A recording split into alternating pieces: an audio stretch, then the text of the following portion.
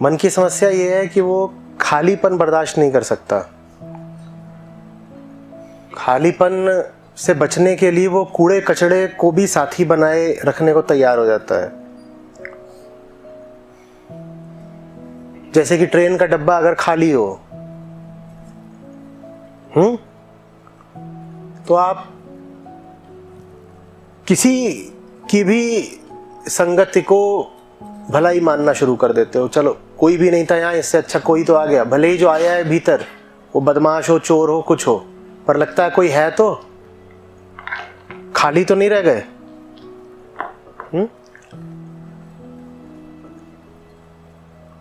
पुराना व्यर्थ दिखे ये अच्छी बात है, लेकिन पर्याप्त नहीं है।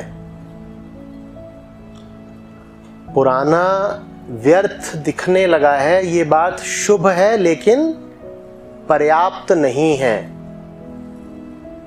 पुराने की व्यर्थता दिखने भर से पुराना नहीं छूटेगा। मन चिपकू होता है, वो व्यर्थ से भी चिपका रह जाएगा।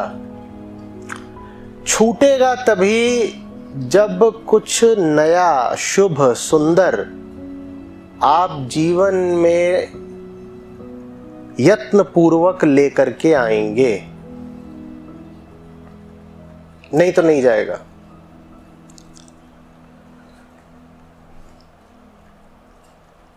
खालीपन से काम नहीं चलेगा। यही बात कल इधर से मित्र थे, उन्होंने प्रश्न करा था तो मैंने कहा था, पुराने विचारों की श्रृंखला चल रही है, उसको आप हटाना चाहते हो तो सफलतापूर्वक तभी होगा जब जीवन में कुछ ऐसा ले आओ जिसमें आपके सब विचार एकदम डूब सके, जो आपके सब विचारों पर हावी हो जाए। आप अगर ऐसी इच्छा कर रहे हो कि मैं विचार शून्य हो जाऊं, पुराने विचार हट जाएं और अब कोई विचार ना रहे, तो ऐसा जादू नहीं होने वाला। ऐसा जादू बिल्कुल नहीं होने वाला। कुविचार से हटने के लिए पहले सुविचार चाहिए। निर्विचार बहुत बाद की बात है। अब सुविचार हमें महंगे पड़ते हैं, सुविचार अहंकार को भारी पड़ते हैं, कुविचार हमसे झेले नहीं जाते क्योंकि अनुभव ने बता दिया है कि उन कुविचारों ने बड़ा नुकसान करा है। हमारी बड़ी त्रिशंकु जैसी स्थिति हो जाती है, न इधर के न उधर के। कुविचार नुकसान कर रहे हैं दिखता है तो उनको पकड़े रह पा रहे, दिख रहा है नुकसान हो रहा है उनसे। सुविचार जीवन में ला नहीं पा रहे क्योंकि उनको जीवन में लाते हैं तो अहंकार आहत होता है। तो करें क्या? यही होता है फिर कि कुविचार दिख भी रहे हो कि बुरे हैं तो भी वही बने रह जाते हैं। जो शुभ है ना, वो जीवन में कभी भी, अच्छे से समझ लीजिए, अनायास प्रवेश नहीं करेगा। ये सब व्यर्थ के मुहावरे हैं कि जिंदगी में जो कुछ भी अच्छा है वो तो मुफ्त मिलता है। एकदम भी नहीं, एकदम भी नहीं। सुनी ना इस तरह की बातें, अध्यात्म में खूब चलती हैं कि अरे क्या करोगे इतनी कोशिशें करके, सारा श्रम रोक दो, परमात्मा तो सबको यूं ही मिला हुआ है। ये झूठी कविताएं, ये मन को दिलासा देने के लिए रची सांत्वनाएं। माने तुम कह रहे हो कि जितना कूड़ा कचड़ा है वो तो यत्न से मिलता है, और सफाई अपने आप हो जाएगी। जरा अपनी जिंदगी का अनुभव बताइए। कूड़ा कचड़ा अपने आप आ जाता है और सफाई मेहनत से करनी पड़ती है, या ऐसा होता है कि कूड़ा कचड़ा मुश्किल से आता है, कोशिश कर करके उसे लाना पड़ता है और सफाई अपने आप हो जाती है? जल्दी बताइए। जो कुछ भी फालतू है वही मुफ्त मिल जाता है, वही अनायास मिल जाता है, वही प्राकृतिक तौर पर मिल जाता है। ये शरीर ही ले लीजिए, ये गंदा अपने आप हो जाता है या आप सुबह सोकर उठते हो तो पाते हो ये चमत्कारिक रूप से अपने आप साफ हो गया। नहाने के लिए भी थोड़ा श्रम करना पड़ता है, गंदा होने के लिए कोई श्रम नहीं करना पड़ता, गंदा अपने आप हो जाता है। जो कुछ भी अपने आप हो रहा हो वही गंदगी है। परमात्मा अपने आप नहीं होता। जिन्होंने भी ये घुट्टी पिला दी है वो आपको मेहनत करने से बचाना चाहते थे, क्योंकि उन्होंने अगर आपको मेहनत का संदेश दे दिया तो आप उनके पास से भाग जाते, कहते गुरुजी बहुत मेहनत कराते हैं, भाग जाओ। तो उन्होंने आपको बता दिया तो मैं तो ऐसे ही मिलेगा, बरसेगा। अनुग्रह की वर्षा हो रही है, वर्षा तो हो रही है, हमेशा से हो रही है, पर तुम्हें अपनी ओर से पात्रता भी तो दिखानी पड़ेगी। और पात्रता बड़े श्रम की बात होती है, उसकी बात करो ना, श्रम की।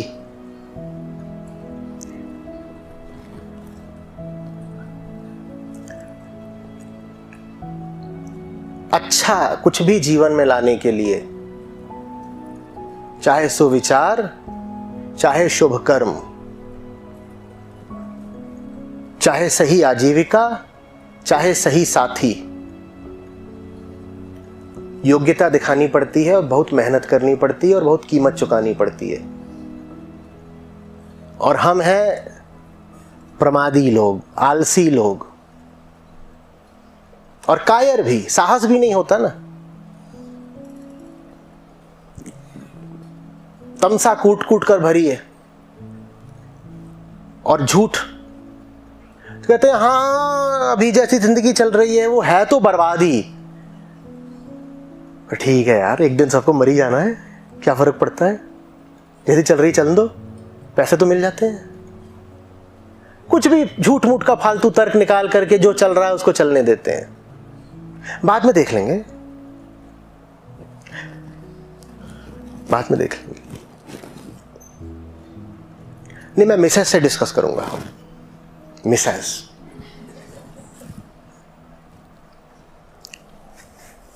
क्या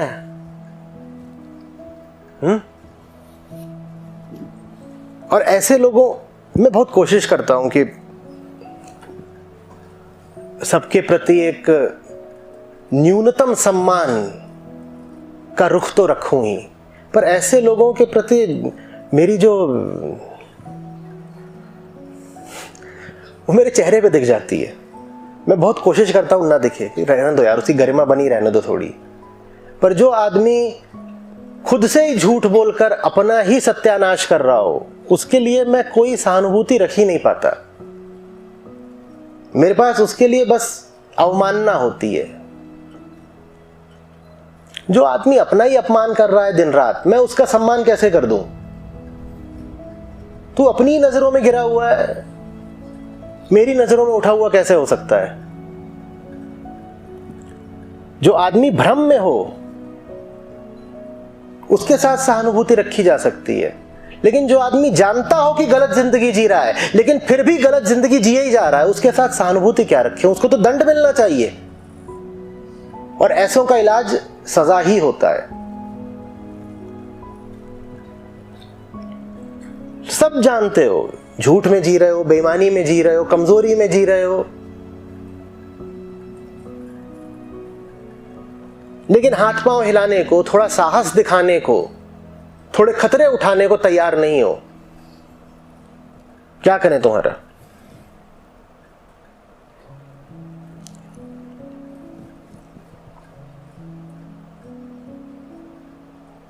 नहीं जी, अब तो जो करेगा ईश्वर करेगा, भाग।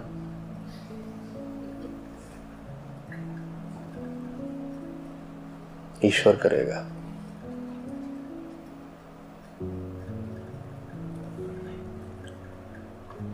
आदमी तो स्थितियों का दास है जी, क्या कर सकते हैं हम? ऊपर वाले के हाथ ही कठपुतली है। हाँ बिल्कुल, हम अभी नरक में जी रहे हैं, विधाता की मर्जी है। विधाता का नाम एक बार और लिया ना, सारा विधान अभी पलट देंगे। विधाता कहां से आ गया? अपनी दुर्दशा खुद करके बैठा है और कभी परिस्थितियों का हवाला दे रहा है, कभी संयोग का रोना रो रहा है, कभी ईश्वर, कभी विधाता बता रहा है। एक बात नहीं बोल रहा है, मैं कायर हूं, मैं कमजोर हूं, मैं बेईमान हूं, मक्कार हूं। ये नहीं मानेगा। इधर उधर की तमाम फिजूल बातें।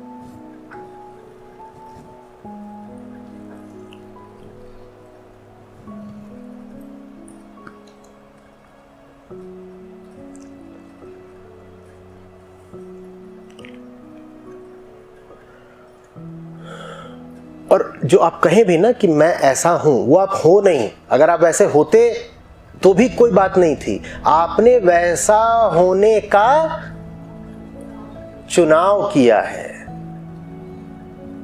बड़ी घिनौनी बात हुई ना ये, कि कोई कमजोर होने का, गलीच होने का, निकृष्ट होने का चुनाव करे। सहानुभूति मिलनी चाहिए। अब कोई कीचड़ खाने का चुनाव कर रहा है, वो और भी चीजें खा सकता था, बस उनके मूल्य चुकाने पड़ते। वो मूल्य नहीं चुकाने को तैयार है तो कीचड़ खाए जा रहा है।